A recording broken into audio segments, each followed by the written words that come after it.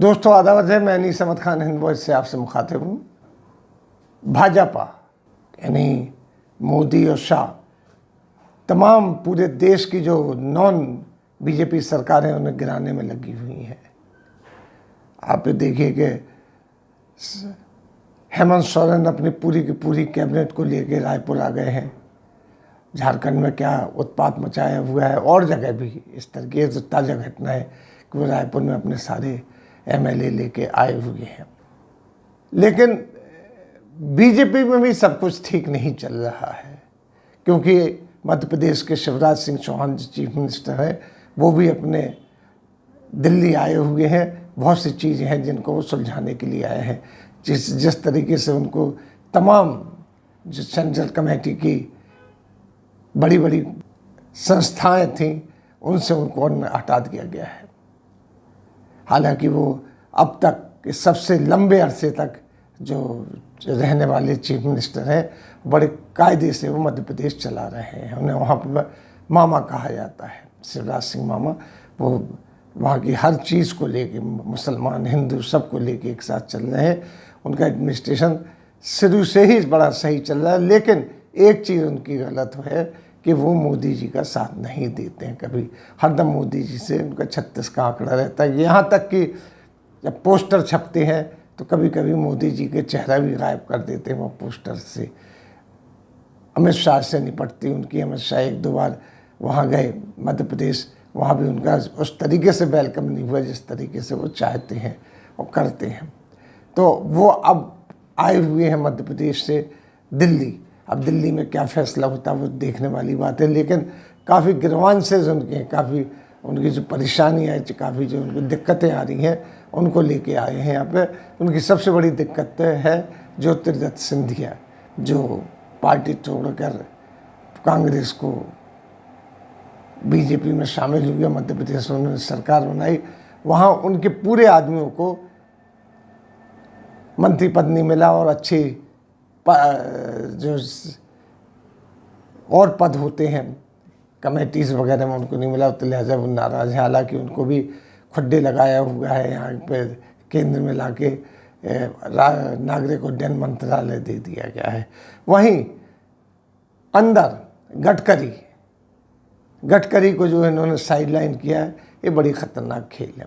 गडकरी को साइडलाइन करने के बाद ये आरएसएस से इनके संबंध बड़े खटास भरे होते चले जा रहे, क्योंकि गडकरी आरएसएस के बड़े नज़दीक रहे हैं और हैं भी, क्योंकि वो पूरी के पूरी तरीके से आरएसएस से निकले हुए हैं।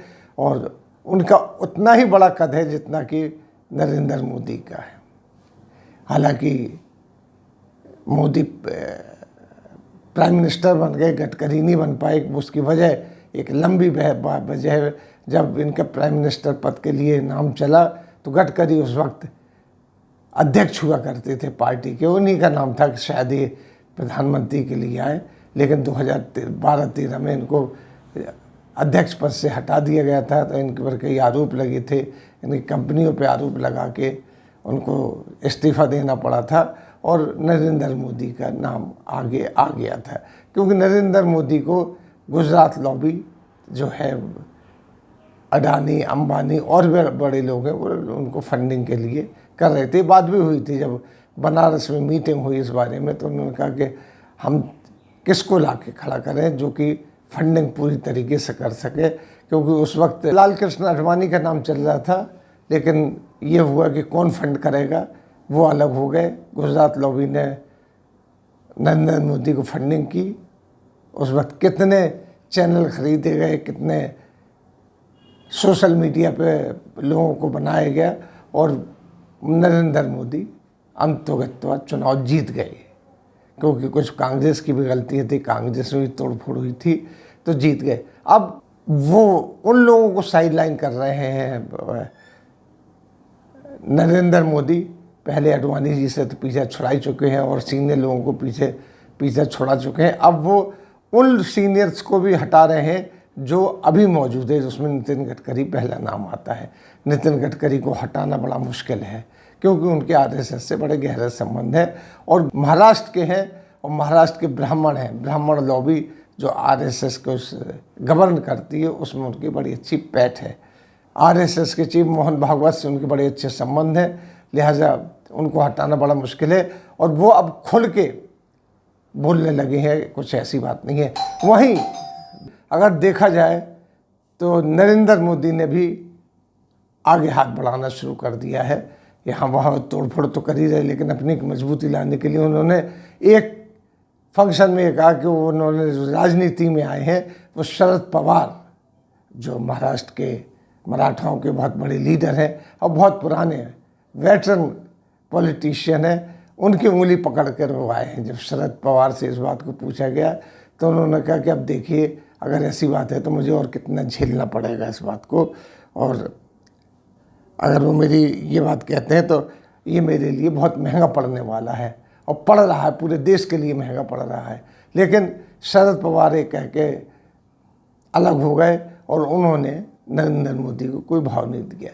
इस तरीके से बातें बड़ी घालमेल हो रही हैं। मोदी भी चाहते हैं कि किसी तरीके से किसी ग्रुप का सपोर्ट उन्हें मिल जाए, क्योंकि उनके अंदरूनी बीजेपी में भी बड़ी तोड़फोड़ हो रही है।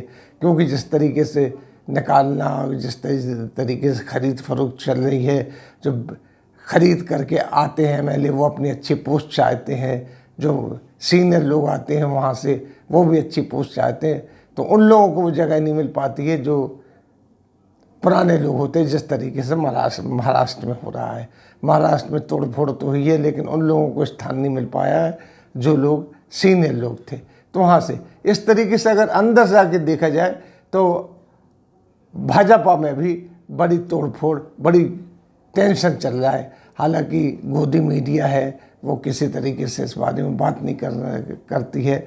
वहाँ पर इतनी सख्ती है कि अगर कोई बात करेगा तो नौकरियों पे बात आ जाती है। लिहाजा सोशल मीडिया जो है थोड़ा बहुत इस खबर को देती है, लेकिन अंदर खाने काफ़ी ज़बरदस्त भाजपा में भी तकड़मबाजी चल रही है। उसका मिसाल हमने आपको दी है कि शिवराज सिंह चौहान दिल्ली के अंदर है। दूसरी सबसे बड़ी जो नाराज़गी है वो गडकरी जी के अंदर, गडकरी बहुत पावरफुल आदमी है, महाराष्ट्र उनके हाथ में है। इस तरीके से कई चीज़ें हैं। अब वो शरद पवार की उंगली पकड़ना चाहते हैं, शरद पवार ने भी उंगली झटक दी है। तो इस तरीके से ये अंदर की खबर है, कहीं बाहर नहीं आएंगी, क्योंकि गोदी मीडिया इन खबरों को देगा नहीं। इसी के साथ हम आपसे लेते हैं विदा। अगले अंक में फिर हाजिर होंगे, तब तक के लिए दीजिए हमें इजाज़त।